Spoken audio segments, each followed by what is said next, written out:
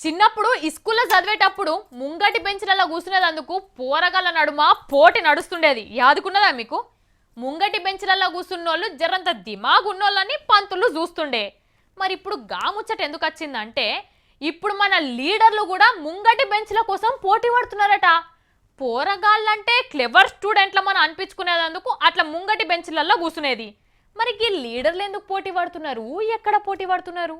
వారెవ్వా, ఎంపీలంటే ఎంపీలే పోన్రి, నిజంగా గొప్పోళ్ళు అనిపించుకుంటున్నారు. పబ్లిక్ కు సేవ చేస్తేందుకు ముంగడికి వస్తామని పోటీలు పడుతున్నారట. పోటీలు ఎక్కడనో కాదు, ఢిల్లీ పార్లమెంట్ లో కూర్చునే కుర్చీలు ఉంటాయి కదా, అవో ఆడ.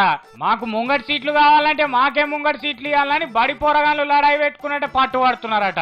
అందులో కొందరు ఎంపీలు అయితే దస్తీలు తువాలాలు పట్టుకొని లోక్సభ దర్వాజాల ముంగడ తయారున్నారట. తెరవంగానే కుర్చీలలో లేచి ఎవ్వరు కూసోకుండా చేద్దామని. గదే మన ఆర్టీసీ బస్సులల్లా, రైలు బండ్లల్లా, కిటికీలకెళ్ళి ఎవ్వరు కూసోకుండా దస్తులేస్తుంటారు కదా కొందరు, అవో గట్ల అన్నట్టు.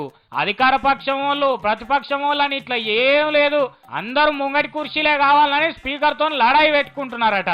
పూగుర్తు పార్టీ వాళ్ళు ఫస్ట్ సారి సమావేశాలు పెట్టిన సందే ఈ కుర్చీల లడాయి షురువు అయింది. ఇక అప్పటి సంది ఎవరెవలకు ఏ సీట్లు ఇవ్వాలనా అని స్పీకరు, పార్లమెంట్ అధికారులంతా తలకాయలు పట్టుకుంటున్నారట.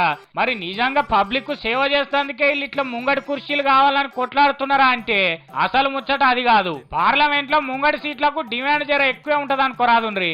అవి ఇట్లా కూర్చుంటే స్టేటస్ సింబల్ అన్నట్టు. అంటే ఏందో అనుకునేరు, ఈ స్కూల్లో క్లెవర్ స్టూడెంట్లను ఎట్లయితే పంతులు మిగిలిన పోరగాళ్ళంతా చూస్తారో వీళ్ళను కూడా అట్లనే జర్రంత అలాగా చూస్తారన్నట్టు. అదొక్కటే కాదు, సభ లేదన్న పంచాయతీ అయితే కూడా ఈ ముంగడి కుర్చీలలో కూర్చునేటోళ్ళకి అన్ని తీర్ల సవలత్తు ఉంటది. వెంటనే లేచి స్పీకర్ ముంగడి కురికి రావచ్చు, సీఎం రమేష్ లెక్క మైకులు ఇరగొట్టొచ్చు, లగడపాటి లెక్క పెప్పర్ స్ప్రే కొట్టి లడాయి చేయొచ్చు, అట్లనే కాగితాలు చింపి పైకి ఎగిరేయొచ్చు, ప్లకార్డులను కెమెరాలకు అడ్డం పెట్టొచ్చు. ఇగో ఇన్ని తీర్ల లాభాలు ఉంటాయి అన్నట్టుగా ముంగడి సీట్లతోని. అందుకే ముంగడి కుర్చీల కోసం ఇంత లడాయి నడుస్తున్నది.